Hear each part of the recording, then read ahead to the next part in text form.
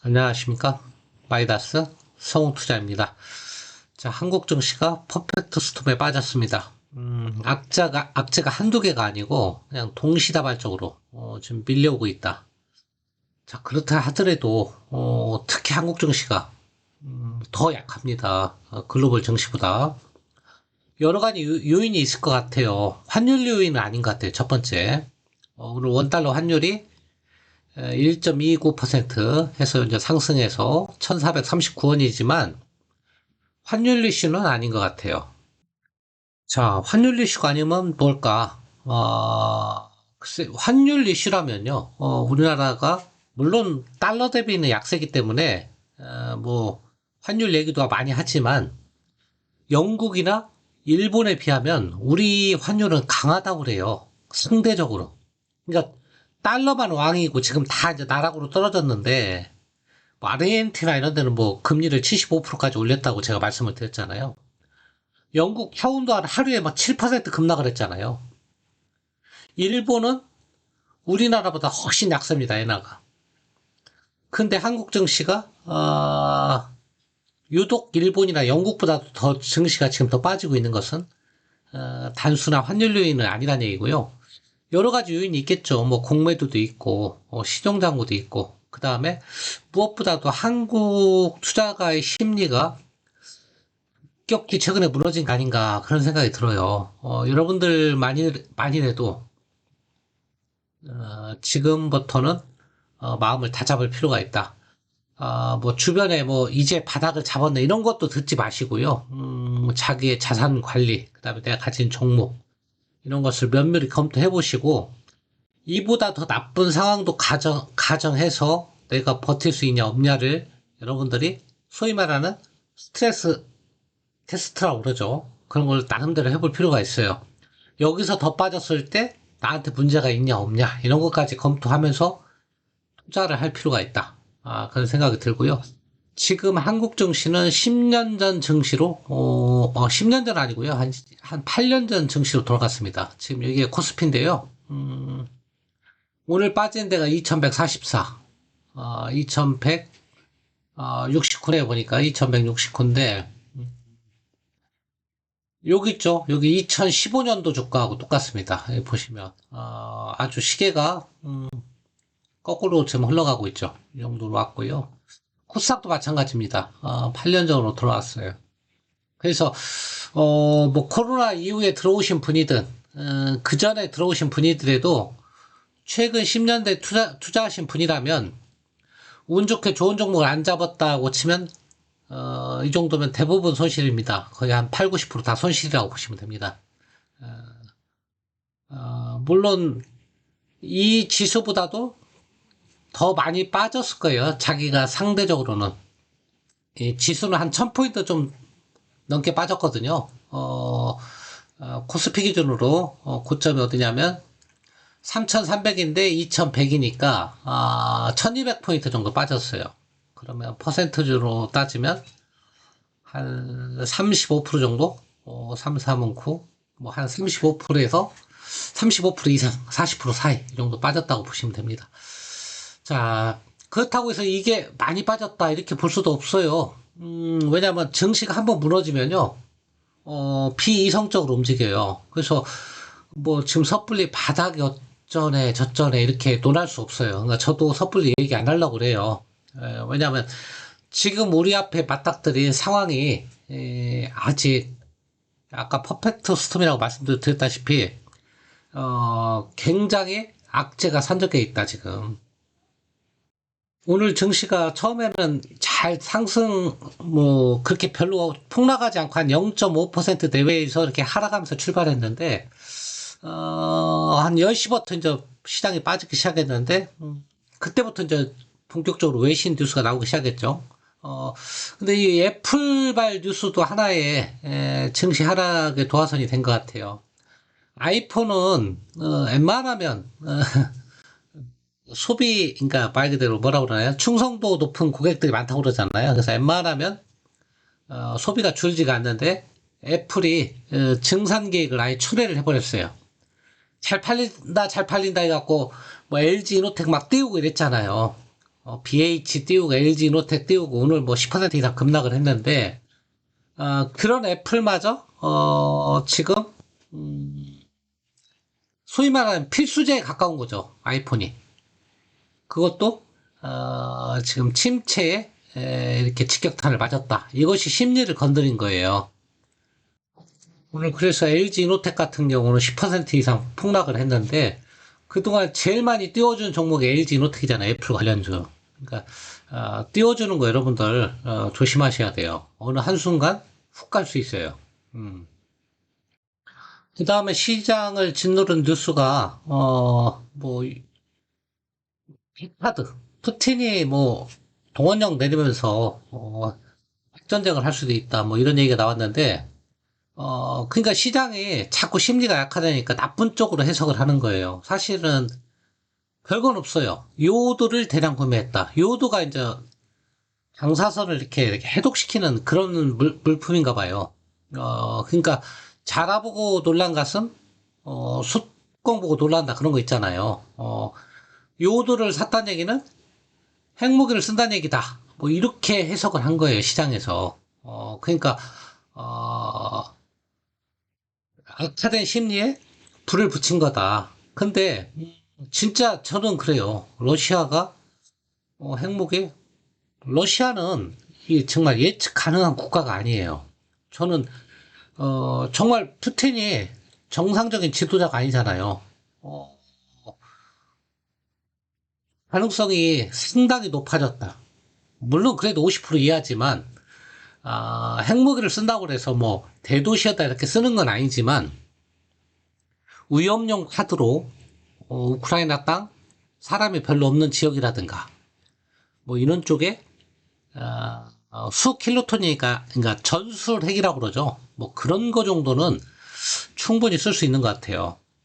그리고 이미 선포를 했거든요. 그래서 지금 핵전쟁이 만약 그거에 대해서 서방이나 미국이 대응한다 러시아 본토에 이거는 저 진짜 3차 핵전쟁이고 지구가 멸망하는 거니까 이거는 뭐 거의 뭐 증시 이런 거 따질 것도 없는 거고 핵카드를 쓰는 자체만으로도 증시에는 큰 충격일 거고 그 사전 작업을 지금 러시아가 점령한 지역에 주민투표를 지금 완료했죠. 그래서 압도적으로 가결됐어요. 러시아 일부로 합병되는 것으로 찬성하는 것으로. 그래서 러시아는 이제 자기 지역으로 선포를 하는 거예요. 자기 지역으로. 공식적으로 아니 도둑놈이죠. 뭐 너미 땅 뺏어놓고 뺏은 땅에서 주민투표해서 이제 우리 땅이라고 선포를 하고 우리 땅이니까 우리 땅을 침범하면 자위권 차원에서 핵무기를 쓰겠다. 이렇게 이미 선언을 해버렸어요. 그러니까 이제 우크라이나 입장에서는 여기를 이제 공격하면 러시아 본토를 공격하는 게 돼요. 우크라이나가. 그걸 빌미로 러시아는 우크라이나에다 전술핵을 쓸 수 있는데 그거에 대해서 서방 측에서 대응 방법이 마땅치 않다는 거예요. 러시아가 핵무기를 썼을 때 서방이 같이 핵무기를 써서 러시아 본토에 공격을 하면 이건 뭐 3차 핵전쟁이죠. 세계가 망하는 거죠. 러시아는 전 세계 핵의 50%를 가지고 있습니다. 미국이 한 45% 갖고 있고 나머지 5%를 뭐 북한이나 중국이나 뭐 이스라엘이나 인도, 파키스탄 뭐 이런 쪽이 가지고 있는데 전 세계 핵무기의 50% 가까이가 다 러시아가 갖고 있는데 러시아하고 핵전쟁 할 수는 없잖아요. 그러니까 대응책이 없어요. 서방 측에서도. 제발 쓰지 마라, 쓰지 마라. 이런 말 하는 거예요. 그러니까 우크라이나 입장에서는 우리 땅 뺏었는데 공격도 못할 입장이고 근데 젤렌스키가 굉장히 강경하게 지금 입장을 계속 발표하고 있죠. 그래서 가능성이 높다는 거예요. 합병하고 러시아 영토로 선포를 했는데 여기에 공격이 들어왔을 때 러시아가 쓸 거냐 안 쓸 거냐 상당히 높아졌다는 얘기죠. 이런 부분이 그렇다고 해도 핵무기를 쓸 확률은 전체 확률적으로 볼 때는 낮다고 봐야죠. 왜냐하면 정말 금기 시대는 녹이잖아요. 하지만 그래도 이런 가능성이 나왔다는 거. 2차 대전 이후로 이런 부분이 증시를 굉장히 억누르고 있다. 그 다음에 또 악재가 나온 게 이거죠. 러시아, 독일, 이어진 가스관을 폭발했다.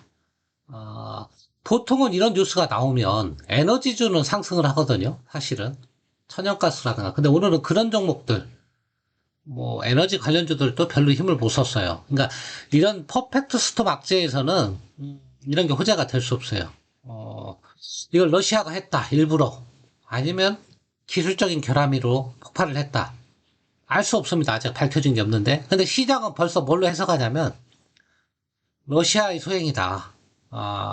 파괴 공작이다. 이렇게 해석을 나쁜 쪽으로만 하는 거예요, 시장은. 그래서 이런 부분도 어, 오늘 시장을 과도하게 하락시킨 요인으로 보이고요. 그 다음에 영국 파운드화 급락입니다. 이건 어제 나왔던 얘기인데요. 어제 하루에 7%인가요? 뭐 그 정도 급락을 했어요. 어제 나왔던 건데 1985년 이후 올해만 15% 넘게 하락을 했다는 거예요. 그러니까 우리나라 원달러 환율이 약하지만 일본이나 영국에 비하면 굉장히 아직까지는 1,400원 넘었지만 상대적인 면에서는 달러만 강하고 전 세계 국가 통화가 다 약한 상황에서는 그렇게 우리나라가 이렇게 주가가 폭락할 만큼 환율 때문에 빠진 건 아니란 얘기 오늘 그렇게 여러분들 판단하시면 되고 근데 영국을 뭐 금융위기 뭐 이렇게 조짐을 보인다 이렇게 하는데 그거는 가능성 없는 얘기예요 사실은 왜냐하면 영국은 일본과 마찬가지로 결제 통화고요 세계 4위죠 달러 유로와 엔화 파운드화 세계 4위입니다 중국 위엔화보다도 국제적으로 통용되는 그 결제 비중이 높은 통화예요. 그러니까 금융위기 가능성 없고요. 영국은 더군다나 미국하고 무제한 스와프가 체결돼 있고요. 일본도 마찬가지로. 그래서 이것도 시장에서 좀 과도한 해석이다. 시장 심리가 약하니까. 그 영국이 문제가 되는 게 아니고 파운드화가 약해되면 EU의 나쁜 고리, 뭐 그리스나 포르투갈, 스페인 이런 쪽 아니면 터키 뭐 이런 쪽에서 하나 터질 수도 있다. 이런 소문이 자꾸 소문을 만드는 거예요. 아니면 아시아에서 인도, 아시아에서 좀 주목하라는 국가가 한국은 문제가 없어요. 사실은 아까도 얘기했지만 환율 1,400원이지만 다른 나라에 비하면 양호하고 외환부 요구도 4천억 불이 넘으니까 전 세계 한 9위권이고요. 특히 국가 부채가 많이 늘긴 했지만 아직도 50% 미만이고 그래서 우리나라는 가능성이 적은데 우리나라와 관련이 있는 뭐 인도, 뭐 인도네시아, 베트남 이런 쪽에서 터지면 한국 쪽으로 전이가 된다고 그러죠. 왜 그러냐면 인도나 베트남 이런 쪽에서 아시아 국가 중에서 뭐 태국이든 한 국가가 무너지면 선진국 자본은 그것을 그냥 신흥국 한 덩어리로 묶어서 아이고 아시아 신흥국과 위험하네.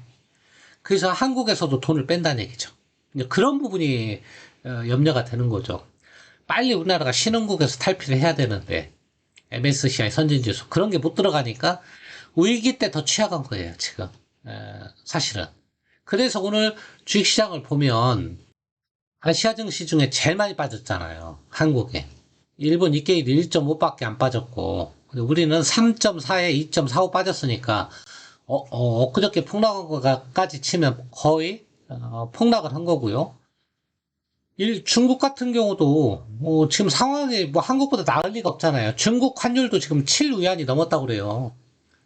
우리나라 금리 인상이라도 하고 있지만 지금 중국은 오히려 금리 인하를 하고 있죠. 그러기 때문에 중국 통화는 더 약한 거거든요, 사실은. 근데도 주가는 버티고 있어요. 그 얘기는 뭐 중국도 외환보 요구도 많고, 그 다음에 뭐, 이런 신흥국 이렇게 국가로 이렇게 묶지는 않잖아요, 얘네는. 왜냐면 계획 경제니까. 그래서 지금 오늘 시장을 보면서 제가 느낀 게 뭐냐면, 우리 증시가 항상 여러 번 이런 경우가 있었어요. 잘 버티다가 어느 임계점을 건드리잖아요. 그러면 다른 나라보다 훨씬 많이 빠져요, 우리 증시가. 그것은 한국 증시에 요거 신용에도 영향이 있어요. 신용이 계속 줄지 않고 있다는 거. 이 융자 장구가 7월부터 늘었어요. 여러분도 보시면 아시겠지만. 여기 보시면, 여기 7월부터 주가가 굉장히 안 좋았는데, 이 구간에 늘었어요. 최근에 빠지고는 있지만, 굉장히 서서히 빠지고 있죠. 요게, 그래서 바닥이 나올 때가 언제냐면, 요게 이렇게 빠지는 게, 이게 이렇게 한꺼번에 이렇게 빠질 때가 바닥이에요, 바닥. 아직 바닥은 이르다는 거예요, 그래서. 그러면 지금 주식시장에서 사지도 못하고 팔지도 못하고 어떻게 대응하란 말이냐. 예. 정말 과도하다 싶을 때 밑에서 사서 조금만 올라오면 얼른 팔고, 뭐 그런 전략밖에 없어요, 지금. 좋다고 하는 종목도 다 빠지는 시장이기 때문에. 그러니까 전략이라고는 있을 수가 없어요. 정말 발 빠르게 치고 빠질 수 있는 사람만. 장중에 사고 팔고 얼른 튀어나오고, 추세가 전환됐을 때, 그리고 악재가 어느 정도, 아까 제가 말씀드린, 뭐, 긴축은 어차피 기정사실이고, 뭐, 그 나머지, 환율이나 우크라이나 사태 이런 쪽에 조금 어느 정도 안정이 됐다 싶어서 증시가 반등할 때, 그때 우리가 액션을 취해도 늦지 않다는 거죠. 지금은 미리 움직이면 손해라는 거죠. 조금, 늦게 움직여도, 조금 내가 못 사서 이게 날라갈 일, 그럴 가능성은 별로 없다는 얘기죠. 뭐, 한국 여러분뿐이 아니고, 다 물려 있어요, 지금. 대부분 다 물려 있단 말이에요. 그래서, 너무 낙담해 하지 마시고요. 다만, 낙담해 하실 분들은 원칙을 어기신 분들이에요. 빚 얻어서 그 빚에다가 또 신용을 써서 투자했던 분. 뭐 그런 분들은 어쩔 수 없고, 정상적으로 투자를 했는데 물렸다. 그런 경우는 많이 있습니다. 뭐 특히 뭐 삼성전자 이런 거 엿새째 하락하고 하는데, 자, 그런 것은, 시간 그렇게 길지 않아요. 제자리에 갖다 놓습니다. 길어야 1년이에요. 길어야 1년이고, 그거보다 진짜로 뭐 침체가 오래 간다고 그러면 2년이에요.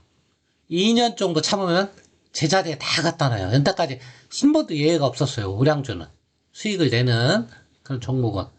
그러니까, 섣불리 모든 걸 망연자실해서 던지고 떠난다. 당장에 좀 더 빠질 수는 있지만, 나중에 기회마저 던지는 꼴이 된다 이거죠. 근데 제가 항상 말씀드린 건 있어요. 아무거나 다 참고 기다리라는 게 아니에요. 제가 늘 강조했던 우량주예요. 예, 그런 종목에 투자하신 분이라면 꿋꿋이 버티시고, 그것이 아닌 종목이고, 아까 말씀드린 코스닥 수익도 안 나고 테마로 엮였던 종목에 물렸다. 그런 분들은요, 과감하게 던져야 됩니다. 주식이 얼마나 무서운지 몰라서 그런데요. 정말 한번 시장의 마음을 떠난 종목은요, 그것도 수익도 안 내는 종목, 수익이 내는 종목은 그 가치가 있기 때문에 그 이상 빠지기 어려워요. 일시적으로 빠져도. 그런 종목은 10분의 1 토막, 5분의 1 토막 순식간에 날 수 있습니다. 예. 그러면 그건 영원히 복구 불가능해요. 1억을 투자했는데 2분의 1, 5분의 1 토막, 10분의 1 토막 나면 10년, 20년이 가도 회복 못 해요. 왜? 20%로 어떻게 20배가 올라야잖아요. 1000만 원이 뭐냐, 1억이 1000만 원이 됐다 그러면 10배가 올라야 되는데 그런 투자를 어떻게 하냐 이거죠. 그런 투자가 아니라고 30% 40% 내의 손실이다. 그런 분들은 눈 딱 감고 1년만 버티시면 저는 제자리 갖다 놓는다. 지금까지 예외 없었어요. 진짜 100% 예외 없었어요. 100% 갖다 놓으니까요. 원칙적인 투자만 하신 분이라면 그런 전략으로 대응할 수밖에 없다. 그런 말씀을 드리고, 섣불리 바닥을 논할 시점은 아니다. 바닥이 아니다. 아직은. 미국 증시도 최저점이에요. S&P 500. 근데 지금도 빠지고 있죠. 예, 오늘 또 빠질 것 같아요. 오늘 또 빠지면, 지금 98%, 오늘 또 만약에 미국이 반등부터 빠지면, 우리 증시는 내일이 목요일, 모레 금요일이잖아요. 또 한 번의 폭락장이 올 수 있어요. 이때는 신용까지 털리면서 폭락장이 오면, 오늘 70포인트 이거, 오늘 투매 안 나왔어요. 그래도 개인들 샀잖아요, 지금. 개인들 샀잖아요. 개인들이 사는 시장에서는 투매가 아니에요. 투매라고 해석을 안 해요, 시장은. 아직 투매 아니구나. 진짜 투자는 개인들이 한 1조 원 팔고요. 외국인 기관이 한 2조, 3조 사가지고 시장을 반전시키는 게 진바닥이에요. 그런 진바닥은 아직 안 왔습니다. 그러니까 지금 물론 하루 반등 이런 건 충분히 있을 수 있는데 하루 반등하는 척하다가 또 뺄 수도 있단 말이에요. 그때는 우량주는 내두고 그거 원래 갖다 놓을 거니까 제자리 다 갖다 놓는다니까요. 삼성전자, 하이닉스 이런 거 다 갖다 놔요. LG전자 이런 거는 제자리에. 그런 건 냅두고 그런 것만 투자하지는 않았잖아요. 막 좀 뭐 트레이딩 하라고 좀 이상한 잡주도 거래했잖아요. 그런 종목들은 그 기회에 얼렁얼렁 파시란 얘기예요. 네. 자, 오늘 시황 방송은 이쯤에서 마치도록 하겠습니다. 시장이 너무 안 좋고요. 예측할 수도 없는 시장입니다. 그래서 여러분들이 마음을 잘 다스려야만이 이 어려움을 헤쳐나갈 수 있다. 그런 생각이 듭니다. 자, 오늘도 고생 많으셨습니다. 내일 뵙겠습니다. 감사합니다.